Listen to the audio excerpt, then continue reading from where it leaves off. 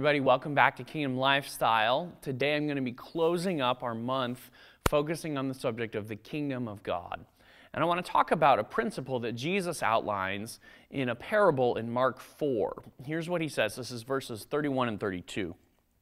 He says, it being the kingdom, it is like a grain of a mustard seed, which when sown on the ground is the smallest of all the seeds on the earth. And yet when it is sown, it grows up and becomes larger than all the garden plants. And it puts out large branches so that the birds of the air can make nests in its shade. Jesus is talking about the kingdom, and he uses an analogy of a mustard seed becoming a mustard tree to refer to the kingdom of God and how the kingdom of God works. Now, mustard seed is very small. A mustard seed is about the size of a period on a paper on a printed book, and so that gives you a sort of a reference point.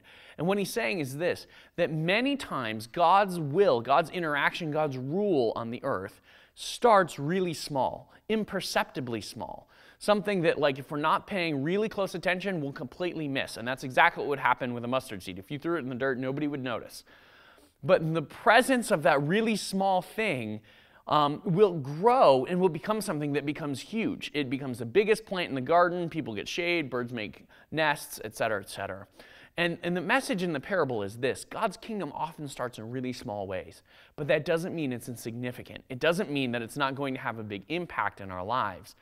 It means that we need to pay attention to what God is doing in the small, because as we lean into that, as we bless that, as we continue to steward that, we'll see that in that tiny, almost imperceptible amount of God's interaction comes a huge change in our lives and even in the lives of the people around us. The kingdom starts small, but it ends big.